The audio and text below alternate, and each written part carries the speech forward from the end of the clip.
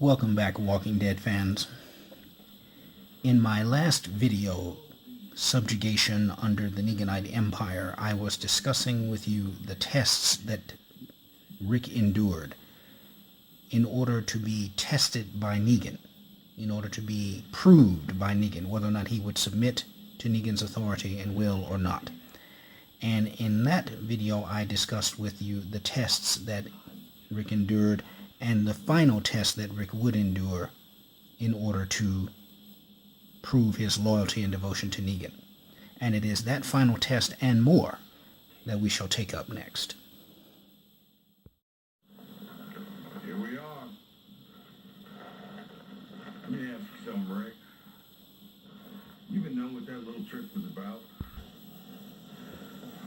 That trip was about the way that you looked at me. I wanted to change that. I wanted you to understand. But you're still looking at me the same damn way. Okay, so what we have here is the fact that Negan still believes that Rick is in a mode of defiance. Perhaps passively, but he still senses that Rick is willing to stand up to him at some level, despite the deaths of two of his most trusted lieutenants and colleagues and friends, family, despite the threat of killing the rest of his people. Negan still senses that Rick is willing at some point to rise up in rebellion against him. Somewhere, somehow, sometime. And so he wants to put Rick to a final test. One last instance to prove whether Rick will obey him or no. So let's get on with it. Rick, why don't you take your axe, cut your son's left arm off, right on that line. Yeah, I know. You're going to have to process that for a second. That makes sense. Still, though, I'm going to need you to do it, or all these people are going to die. Then Carl dies, then the people back home die, and then you, eventually. We'll keep you breathing for a few years just so you can stew on it. Now, in some ways, Negan's test, if you will, reminds me of the story of Abraham in the Bible, where God demands that Abraham kill his first and only son, his firstborn and only son, Isaac, in order to prove his loyalty, his obedience, and his faith to God. Now, this is not an exact parallel, and for those of you who don't know, I'm not talking about the Abraham of this TV show. I'm talking about the biblical Abraham, who is to be the father of the Israeli nation. Okay? Now, if you are not aware of that story, please read up on it so you'll have some context of what I'm talking about here. But nonetheless, that's what this reminds me of. And Abraham's angst, his doubts, when God requested this great sacrifice of him, are in some ways parallel and reminiscent to what is going on here in this scene between Negan and Rick. What parent worth the salt, feeling the angst and the anguish within them, would not plead with their superior, in this case Rick pleading with Negan, to spare his son this trial, this maiming, and allow the parent to take that sacrifice for the child? What parent worth the salt would not be in the deepest of reserves and anguish about this kind of choice being forced upon them? And we see how Rick begins to plead with Negan, literally crying, slobbering himself in order to spare his son this trial. Yet Negan continues and presses forward, forcing Rick to make this decision, forcing him to the brink to cut his own son's arm off in order to save the lives not only of his son in the end, but of the rest of the people of Alexandria. Until finally, Rick gives in. Until finally, Rick is broken.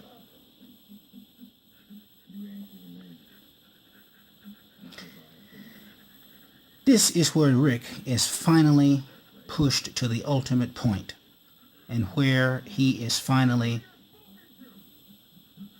made to submit to the will and the authority, the seemingly, at least at this point, all-powerful authority of Negan. Now, I wanted to point that out because I think that it's important to indicate that this is the ultimate test that Negan wants to put Rick through, because he wants to make sure that there's going to be absolutely no chance in the future that Rick will try to rise up and resist and rebel against him again, because he recognizes the awesomely terrible consequences of such defiance. His son will die, all the people of Alexandria will die, and he will keep Rick around to watch it all, helpless and impotent to intervene, until he finally gets tired of Rick, and then he will put him to death himself.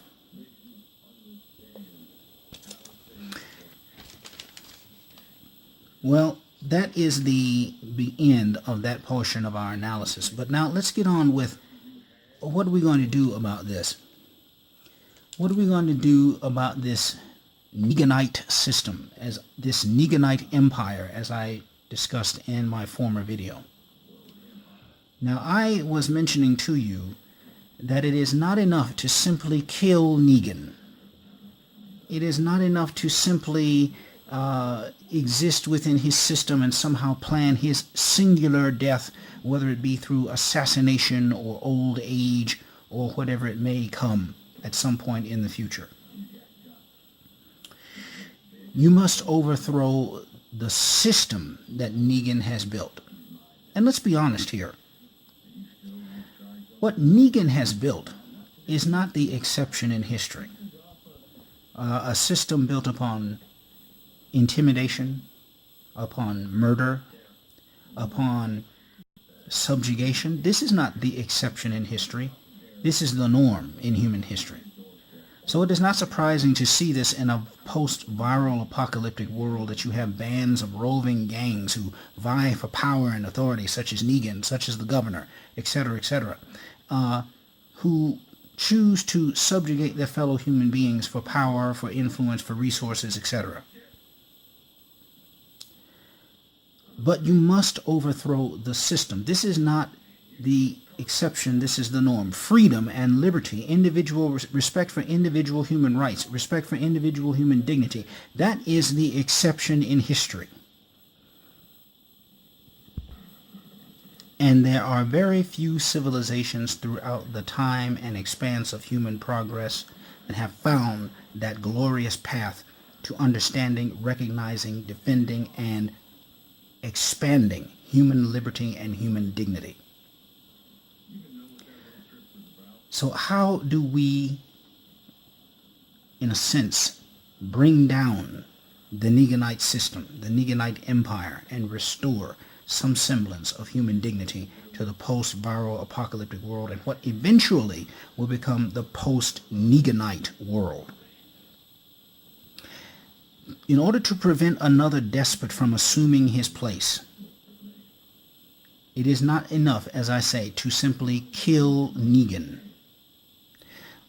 First, we must build up the resolve to stand up and oppose this wicked individual.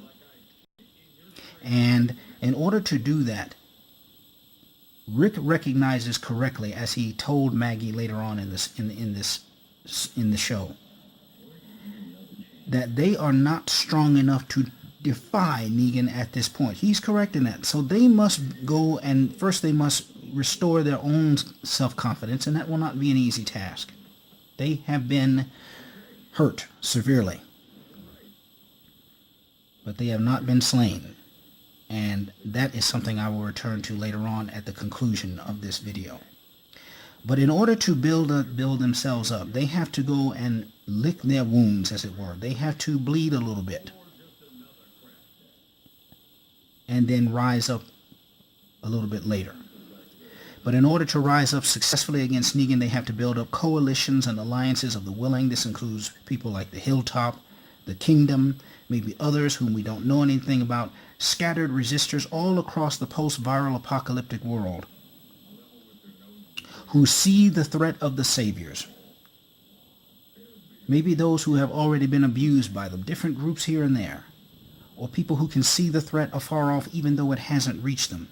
They have to build up coalitions and alliances of the willing, people who are willing to, able to stand up against Negan and oppose him, to oppose this mighty army that he has created, and this well-heeled and organized system that he has built, and which is expanding, perhaps at a rate people still don't know the end of, and which is growing like a well-concealed virus across the land, like cancer.